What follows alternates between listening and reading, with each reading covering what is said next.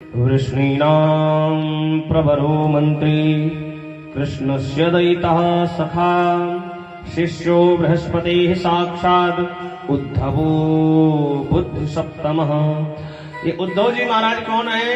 ये बृहस्पति जी के शिष्य हैं और बुद्धियों में जो सर्वश्रेष्ठ बुद्धि वाले श्री उद्धव जी महाराज भगवान श्री कृष्ण के बड़े ही अच्छे मित्र हैं। एक दिन जब भगवान को देखा उद्धव जी ने कि भगवान अत्यंत दुखी हैं, तो भगवान से पूछा कि आप इतना दुखी क्यों हैं? भगवान ने कहा कि देखो, इस दुनिया में मैं सबसे प्यार प्रेम अगर किसी से करता हूं तो वो ब्रजवासी है।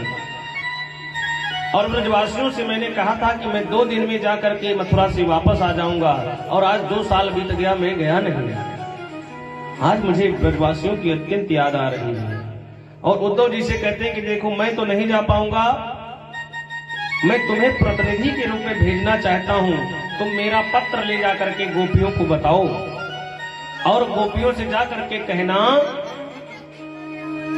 कि मुझे ज्यादा याद ना करें, मैं छलिया हूं, मेरे बारे में जाकर के बुरा भला बता दो कि मुझे कम याद करें, मेरे विरह में रोई ना वो लोग। भगवान ने उद्धव को समझाया, क्योंकि उद्धव जी बड़े विद्वान हैं, बृहस्पति जी के शिष्य हैं। तो भगवान श्री कृष्ण कहते हैं कि जाकर के गोपियों से कहना कि वो परम तत्व परम पुरुष परमात्मा है। जाकर के उन्हें कुछ वेद शास्त्रों का आदेश सुनाओ, कुछ जाकर के वेद शास्त्रों का अध्ययन कराओ, कुछ वैदिक बातें बताओ, कुछ शास्त्रोक्त बातें बता करके उनका मोह दूर करो। लेकिन एक चीज भगवान जानते हैं कि गोपियां तो भगवान के प्रेम में मस्त हैं, वो वेद शास्त्रों से परे हैं।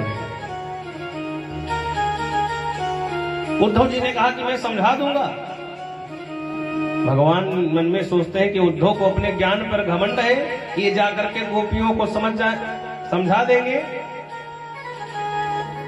तो भगवान श्री कृष्ण आज उद्धव जी के मान का भी मर्दन करने के लिए, जो ज्ञानाभिमान है उसको हटाने के लिए भेजते हैं। जगन्नाथ दास रत्नाकर जी महाराज कहते हैं, भेज मन भावन के उद्धव के आवन की, सुध ब्रजे गावन की पावन जबे लगे।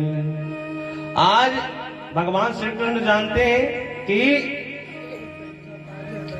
जो उद्धव जी महाराज हैं, इनको अपने ज्ञान का अभिमान है। भगवान सब जानते हैं कि उद्धव जी को ज्ञान का अभिमान है, इसलिए भगवान आज भेजते हैं। और मन में भगवान सोचते हैं कि उद्धव, तुम गोपियों को कैसे समझाओगे? जो गोपियां प्रेम में लीन है, तुम उनको ज्ञान का पाठ कैसे पढ़ा पाओगे?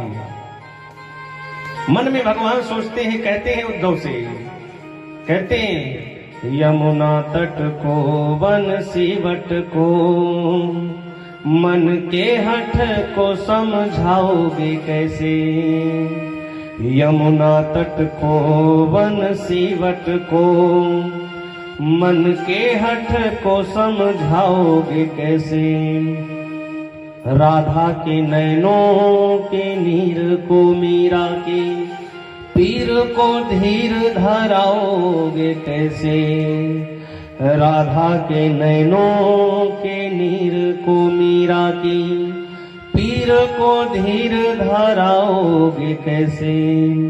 कान्हा के नाम का प्रेम पीयूष, कान्हा के नाम का प्रेम पीयूष, पिया है जिया है यहाँ सबने। उद्धव ये तो बता दो कि प्रेम के रंग पे ज्ञान का रंग चढ़ाओगे कैसे? ये तो बता दो कि प्रेम के रंग पे ज्ञान का रंग चढ़ाओगे कैसे? भगवान उद्धव से कहते हैं कि देखो, गोपियां तो प्रेम रंग में रंगी हुई हैं, उनको आप ज्ञान के रंग में कैसे ढालोगे?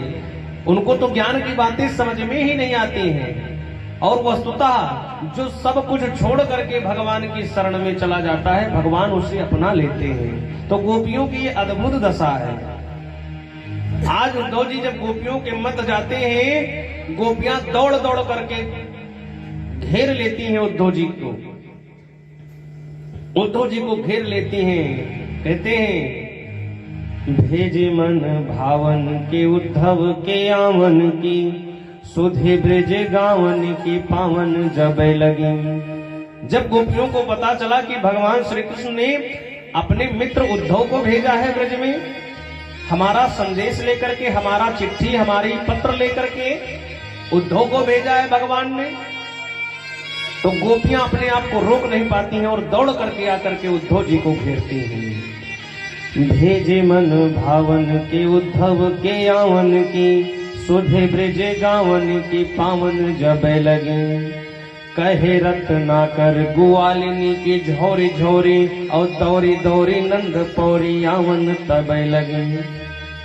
गोपियां दौड़ दौड़ करके नंद बाबा के यहाँ पर आने लगी और उद्धव जी को घेर लिया। चारों तरफ से उद्धव जी घेर करके उद्धव जी को गोपियां खड़ी हैं। गोपियां उद्धव जी से कहती हैं, अब गोपियां बहुत ज्यादा संख्या में हैं, उद्धव जी अकेले पत्र लेकर के बीच में खड़े हैं। गोपियां कूद कूद करके कहते हैं, उझ की पद कंजनी के पंजनी पर, पेखी पेखी पाती छाती छोहनी छवे लगी।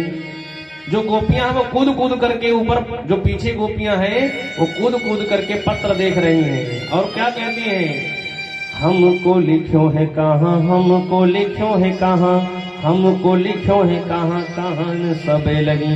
गोपियां कहती है कि भगवान श्री कृष्ण ने हमारे बारे में कहाँ पर लिखा है, जरा आप देख करके बताओ पत्र में हमारे विषय में भगवान ने क्या लिखा है। गोपियां विरह के कातर में आज आंखों से अश्रुपात हो रहे हैं और चिट्ठी पढ़ पढ़ करके सब सुना रहे हैं। गोपियों की ये दशा देख करके उद्धव जी रोने लगे। उद्धव जी को पता चला कि धन्य है ये गोपियां जो परमात्मा के लिए इतना पागल हो गई हैं। लोग मजाक उड़ाते हैं, जो व्यक्ति पागल हो जाता है कहते हैं तो पगला गए हैं, लेकिन जो भगवान के प्रेम में पागल हो जाता है वो तो समझ लो कि भगवान पर उसकी विशेष कृपा हो जाती है। किसी शायर ने कहा कि इन्हीं बिगड़े दिमागों में भरे अमृत के गुच्छे हैं। पागलों के लिए कहा गया कि इन्हीं बिगड़े दिमागों में भरे अमृत के गुच्छे हैं, इन्हें पागल ही रहने दो, ये पागल ही अच्छे हैं। जो भगवान के प्रेम में पागल हो गया वो पागल ही अच्छा है, उसको ज्ञान की कोई आवश्यकता नहीं। उसने तो ज्ञान की भी पराकाष्ठा को परे करके भगवान में अपना मन लगा दिया। जब मीरा जी ने कहा कि मेरे तो गिरधर गोपाल दूसरों न कोई, तो लोगों ने कहा कि ये तो पगला गई हैं। लोग कहे मीरा हुई बावरी, मीरा तो पगला गई है, ये अपने घर द्वार को छोड़ के भगी है। लोगों ने बहुत कुछ कहा लेकिन मीरा जी ने नहीं, इस पर ध्यान ही नहीं दिया। लोक लाज को छोड़ करके मीरा जी ने भगवान को अपनाया और अंत में देखिए मीरा जी को भगवान मिल गए। तो जो भगवान के लिए पागल हो जाता है वस्तुतः भगवान उसे ही प्राप्त हो जाते हैं, और पागलों को जल्दी भगवान मिल जाते हैं।